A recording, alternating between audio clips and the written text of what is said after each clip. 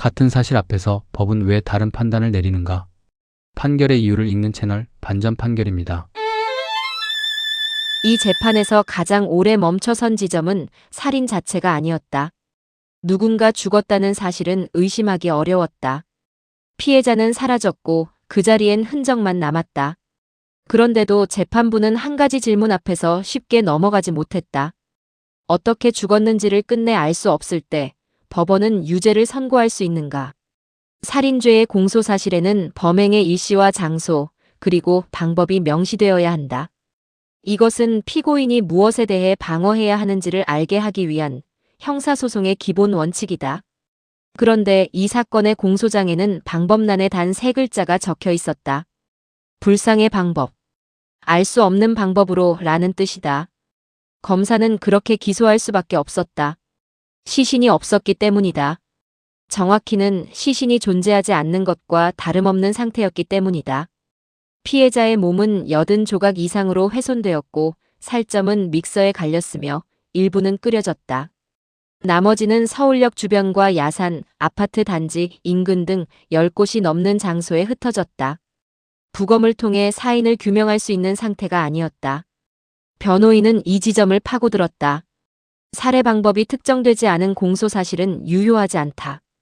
피고인이 무엇에 대해 방어해야 하는지조차 불분명하다. 공소 자체를 기각해야 한다는 주장이었다. 재판부의 시선은 이 문장 위에서 오래 머물렀다. 이 사건과 같이 피고인이 살인의 범행을 부인하고 피해자의 시신이 존재하지 않는 것과 같이 볼 수 있을 정도로 심각하게 훼손된 경우에는 공소사실의 특정 정도를 완화하여 해석하지 않으면 현저히 불합리한 결과가 발생할 우려가 있다. 법원은 원칙을 지키되 그 원칙이 불합리한 결과를 낳을 때 어디까지 유연해질 수 있는가? 이것이 이 재판에서 가장 먼저 그리고 가장 깊이 다루어진 쟁점이었다. 방법을 알 수 없다는 것이 무죄의 방패가 되어서는 안 된다. 그러나 법적 절차의 흠결을 근거로 처음부터 판단을 피해서도 안 된다. 재판부는 양쪽 논리 사이에서 어느 지점을 선택해야 했다. 이 판결은 그 선택의 기록이다. 2004년 말 두 사람은 알게 되었다. 피고인은 군인이었다. 피해자와는 교제를 시작했고 서로 결혼을 생각하는 사이로 발전했다. 관계의 시작은 그렇게 평범했다.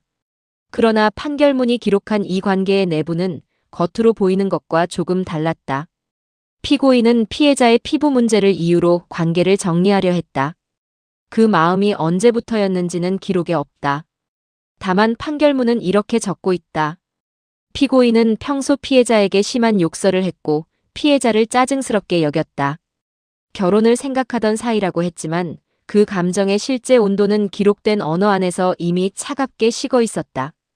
2005년 1월 28일 새벽 피해자는 피고인의 집에 있었다. 판결문이 특정한 시간대는 오전 3시에서 5시 20분 사이다. 그 사이 어느 시점에 피해자는 사망한 것으로 추정된다. 어떤 방법으로 사망에 이르렀는지는 끝내 확인되지 않았다. 다만 그 이후에 일어난 일들은 비교적 상세하게 기록되어 있다. 피고인은 피해자가 사망했다고 추정되는 시점으로부터 짧게는 30분, 길게는 1시간 안에 행동을 시작했다. 고민하거나 망설인 흔적은 기록에 없다. 피고인은 피해자를 화장실로 옮긴 뒤 과도를 숫돌로 갈았다. 피를 빼기 위해 동맥을 자르려 했다. 그것이 첫 번째 행동이었다. 이후 피해자의 시신은 80조각 이상으로 훼손되었다. 살점 일부는 믹서에 갈렸다. 일부는 끓여졌다. 남겨진 것들은 서울역 주변, 야산, 인근 아파트 등 10곳이 넘는 장소에 나뉘어 유기되었다. 판결문은 이 과정을 치밀하고 신속하게라고 표현했다. 피고인은 범행 직후 인터넷을 검색했다. 어떤 정보를 찾았는지 기록은 구체적으로 밝히지 않는다. 다만 그 행위가 범행과 연관된 것이었음은 판결의 판단에 포함되었다. 피고인은 피해자의 행적도 조작했다. 피해자가 스스로 어딘가로 떠난 것처럼 보이도록 꾸몄다. 피해자의 몸에서 수습된 일부에서는 2가지 흔적이 확인되었다. 머리 뒤통수에 상해가 있었고 출혈이 계속된 흔적이 남아 있었다. 법의학적 검토에 따르면 이 상해는 바닥에 부딪혔거나 도구에 의한 물리력이 가해진 경우에 발생할 수 있는 형태였다. 출혈의 흔적은 이 상해가 사망 전에 발생했음을 시사했다. 치아 2개가 하늘 방향으로 꺾여 있었다. 이 역시 생전에 가해진 외력의 흔적으로 검토되었다. 피고인은 이 모든 것에 대해 설명을 내놓았다. 피해자가 스스로 약을 먹었고 그 부작용으로 발작을 일으켰으며 자신은 그 발작을 멈추려다 피해자를 살리지 못했다는 주장이었다. 치아가 꺾인 것은 발작 중 피해자의 혀를 보호하기 위해 손가락을 입에 넣었다 빼는 과정에서 생긴 일이라고 했다. 재판은 이 설명을 받아들일 수 있는지를 처음부터 끝까지 검토했다. 피고인의 주장은 하나의 완결된 서사였다. 피해자가 스스로 약을 삼켰다. 그 부작용으로 구토와 발작, 호흡곤란이 이어졌다. 피고인은 의료기관에 신고하는 대신 인공호흡과 심폐소생술을 시도했다. 그러나 피해자는 끝내 사망했다. 피고인은 당황했고 두려웠으며 그 결과로 시신을 훼손하고 유기하는 선택을 했다. 이 서사가 사실이라면 피고인은 살인범이 아니다. 신고 의무를 저버린 사람일 수는 있어도 누군가를 죽인 사람은 아니다. 변호인은 이 가능성을 법정 위에 올려놓았다. 직접적인 살해 행위를 입증할 증거가 없다는 점, 사인이 끝내 특정되지 않았다는 점을 근거로 들었다. 의심만으로는 유죄를 선고할 수 없다는 형사소송의 원칙, 그것이 변호인이 기댄 마지막 논리였다. 재판부의 시선은 이 주장의 세부로 천천히 이동했다. 첫 번째로 멈춘 지점은 치아였다. 피해자의 치아 2개가 하늘 방향으로 꺾여 있었다. 피고인은 발작 중인 피해자의 혀를 보호하기 위해 손가락을 입에 넣었다 빼는 과정에서 생긴 일이라고 설명했다. 재판부는 이 설명을 경험칙에 비추어 검토했다. 손가락을 집어넣었다 단순히 잡아당기는 힘만으로 치아가 그 방향으로 꺾이는 현상은 극히 이례적이라는 것이 법원의 판단이었다. 더불어 피고인의 진술은 일관되지 않았다. 치아가 꺾인 이유와 과정에 대한 설명이 진술마다 달라졌다. 두 번째 지점은 피고인의 손이었다. 발작 중인 사람의 입에 손가락을 넣어 치아가 2개나 꺾일 정도의 힘이 가해졌다면 그 손가락에는 상당한 상처가 남아야 한다는 것이 경험칙이다. 그러나 피고인의 손에는 긁힌 정도의 흔적만 있었다. 설명과 흔적 사이의 간격이 판단의 갈림길 위에 조용히 놓였다. 세 번째는 상황 자체의 논리였다. 피고인은 피해자가 혀를 깨물 정도로 심각한 의식불명 상태였다고 했다. 그런데 그 상태의 사람 입에 자신의 손가락을 넣는 행동은 경험칙상 자연스럽게 선택되는 행동이 아니라는 것이 재판부의 시각이었다. 의식을 잃고 발작하는 사람 앞에서 사람이 본능적으로 취하는 행동과 피고인이 설명한 행동 사이에는 미묘하지만 무시하기 어려운 거리가 있었다. 네 번째로 재판부가 주목한 것은 사인의 불분명함이었다. 피고인의 주장대로라면 약물 과다 복용이 사인이어야 한다. 그런데 오히려 사인은 명확하지 않았다. 약물이 직접적인 원인이 되었는지 다른 원인과 결합하여 사망에 이르렀는지를 판단하기 곤란한 상태였다. 피고인이 약을 물에 타서 마시게 했는지 다른 방법으로 투약했는지도 구별할 수 없었다. 주장이 사실이라면 오히려 더 명확해야 할 것들이 이 사건에서는 그렇지 않았다. 가능성은 있었다. 피고인의 설명이 완전히 불가능한 시나리오는 아니었다. 그러나 재판부가 판단의 기준으로 삼은 것은 가능성의 유무가 아니었다. 경험칙과 논리법칙에 비추어 그 주장이 합리적으로 받아들여질 수 있는가, 그것이었다. 이 지점에서 판단은 쉽게 넘어가지 않았다. 재판부는 피고인의 주장이 신빙성이 없고 오히려 자신의 범행을 은폐하기 위한 허위 주장에 해당한다고 결론을 내렸다. 가능했지만 선택되지 않은 길은 그렇게 하나씩 닫혔다. 직접 증거가 없을 때 법원은 어디에서 확신을 얻는가? 이 사건에는 살해 장면을 목격한 사람이 없었다. 살해 도구로 특정된 물건도 없었다. 부검을 통해 확인된 사인도 없었다. 피고인은 끝까지 살인을 부인했다. 재판부 앞에 놓인 것은 간접 증거들 뿐이었다. 그리고 재판부는 그 간접 증거들을 하나씩 꺼내어 각각이 아니라 전체로서 무엇을 가리키는지를 물었다. 대법원이 이 판결에서 확인한 법리는 이렇다.